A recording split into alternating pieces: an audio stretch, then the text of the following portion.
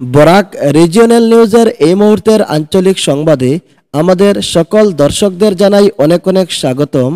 প্রতিদিন বরাক উপত্যকা সহ সমগ্র আসামের গুরুত্বপূর্ণ আঞ্চলিক সংবাদ পেতে আমাদের চ্যানেল বরাক রিজিওনাল নিউজ অবশ্যই সাবস্ক্রাইব করবেন।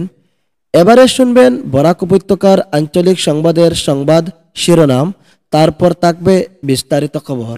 অরুণাচলে জল শিলাবৃষ্টির তাণ্ডব, তছনছ ফসল, ব্যাপক ক্ষতিগ্রস্ত ঘরবাড়ি, পাহাড়ি নদীর জলে প্লাবিত নিম্নাঞ্চল, জারি সতর্কতা।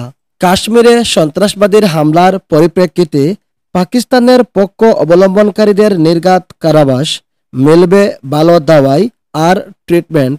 করিমগঞ্জের নিলামবাজারে এসে হুঁশিয়ারি দিলেন অসমের মুখ্যমন্ত্রী ডক্টর হিমন্ত।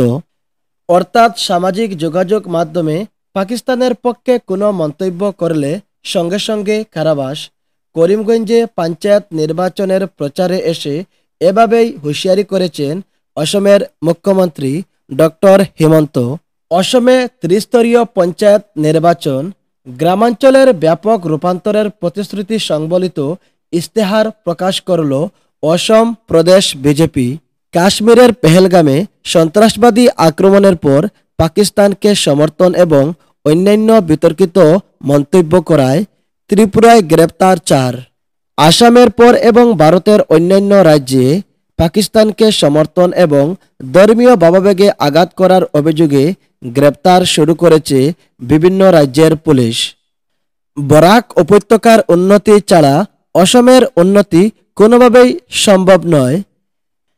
কাছাড়ে এবারের পঞ্চায়েত নির্বাচনের প্রচারে এসে এভাবেই বললেন অসমের মুখ্যমন্ত্রী ডক্টর হিমন্ত। ভারতে বসে ভারতের বিরোধিতা কোনোভাবেই বরদাস্ত করা হবে না। কাশ্মীরের পেহেলগামে সন্ত্রাসবাদী হামলার পর অসমে এখনো পর্যন্ত পাকিস্তানের সমর্থনে সামাজিক যোগাযোগ মাধ্যমে মন্তব্য করায় এখনো পর্যন্ত গ্রেপ্তার করা হয়েছে 7 জন।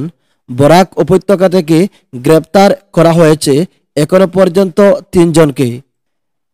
কাশ্মীরের পেহেলগামে সন্ত্রাসবাদী হামলার তীব্র নিন্দা ও ধিক্কার জানিয়েছে বরাক উপত্যকার বিভিন্ন মসজিদের মুসল্লিরা। শুক্রবার জুমার নামাজে কালো ব্যাজ পরে নামাজ আদায় করেছেন বরাক উপত্যকার বিভিন্ন মসজিদের মুসল্লিরা।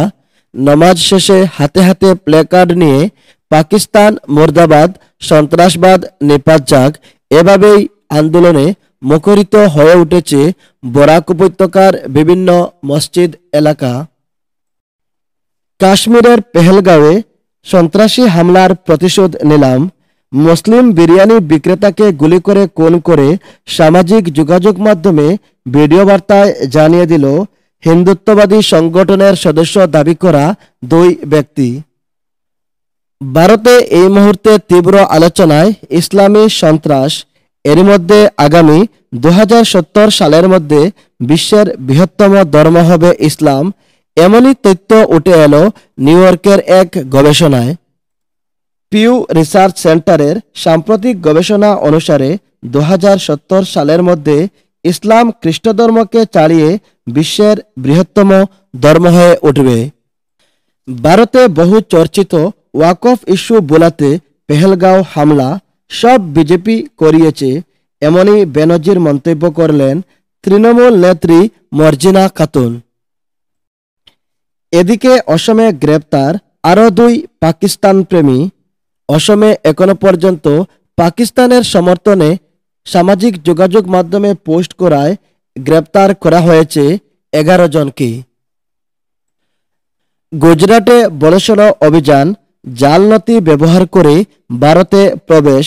গুজরাটে রাতারাতি গ্রেপ্তার 1000-এর চেয়েও বেশি অবৈধ বাংলাদেশি। অমানবিকতার রঙে রঙিন রাজনীতি, ঘৃণার বিরুদ্ধে আমাদের প্রতিবাদ। কাশ্মীরের পেহেলগামে সন্ত্রাসবাদীদের আক্রমণে নিহত পরিবারকে সামনে রেখে যে রাজনৈতিক ফায়দা তোলার অপচেষ্টা চলছে তা অত্যন্ত লজ্জাজনক। শুভেন্দু অধিকারীর মতো নেতার মুখে যখন শোনা যায় হিন্দু বলে মেরেছে, তখন প্রশ্ন জাগে আপনি কি সন্ত্রাসীদের কাজকেই রাজনৈতিক মঞ্চে রূপ দিচ্ছেন? একদল মানুষ ধর্মীয় পরিচয়ে হত্যা করেছে, আরেক দল সেই পরিচয়কে অস্ত্র করে মৃতের পরিবারের কান্নাকে ব্যবহার করছে রাজনৈতিক ফায়দা তোলার জন্য। একদল সন্ত্রাসী, আরেক দল রাজনৈতিক মুখোশধারী। আসলে উভয়ের মধ্যেই কোনো তফাৎ নেই। মানুষ আজ অমানুষে পরিণত হচ্ছে। ধর্ম, রক্ত আর কান্নার রাজনীতি বন্ধ হোক। এই মৃত্যু আর ভেদাভেদের রাজনীতির বিরুদ্ধে আমাদের একসাথে রুখে দাঁড়াতেই হবে। কাশ্মীরের পেহেলগামে সন্ত্রাসী হামলায় যারা নিরীহ প্রাণ কেড়ে নিল, আমরা সেই ঘটনার তীব্র নিন্দা জানাই।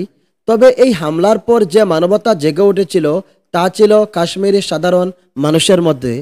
তারাই জাতীয়ভাবে ঝাঁপিয়ে পড়ে আহত পর্যটকদের উদ্ধার ও সাহায্য করেছেন। তারাই এই বর্বর ঘটনার বিরুদ্ধে সরব হয়েছেন, তীব্র প্রতিবাদ জানিয়েছেন। কিন্তু দুর্ভাগ্যজনকভাবে এই দুঃখজনক ঘটনার মাঝে কিছু রাজনৈতিক ব্যক্তি, বিশেষ করে শুভেন্দু অধিকারীর মতো নেতা, নিহতের স্ত্রীর কান্নাকে ব্যবহার করছেন রাজনৈতিক মঞ্চ বানাতে। হিন্দু বলে মেরেছে, এই ধরনের উস্কানিমূলক মন্তব্যে আপনি কি বোঝাতে চাইছেন শুভেন্দু অধিকারী?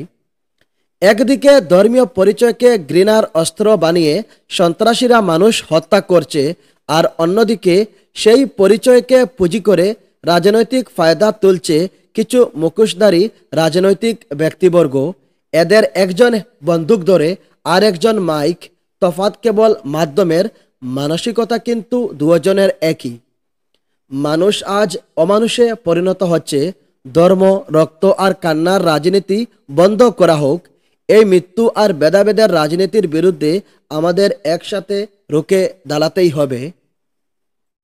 কাশ্মীরের পেহেলগামে সন্ত্রাসী হামলায় যারা নিরীহ প্রাণ কেড়ে নিল, আমরা সেই ঘটনার তীব্র নিন্দা জানাই। তবে এই হামলার পর যে মানবতা জেগে উঠেছিল তা ছিল কাশ্মীরি সাধারণ মানুষের মধ্যে।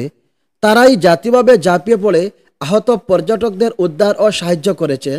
তারাই এই বর্বর ঘটনার বিরুদ্ধে সরব হয়েছেন, তীব্র প্রতিবাদ জানিয়েছেন।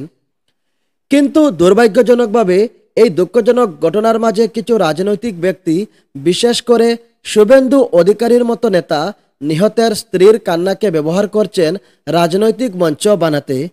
হিন্দু বলে মেরেছে, এই ধরনের উস্কানিমূলক মন্তব্যে আপনি কি বোঝাতে চাইছেন শুভেন্দু অধিকারী?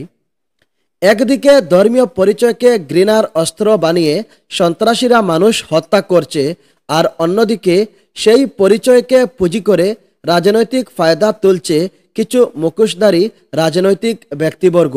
এদের একজন বন্দুক ধরে আর একজন মাইক, তফাৎ কেবল মাধ্যমের, মানসিকতা কিন্তু দুজনের একই।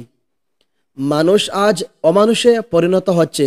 ধর্ম, রক্ত আর কান্নার রাজনীতি বন্ধ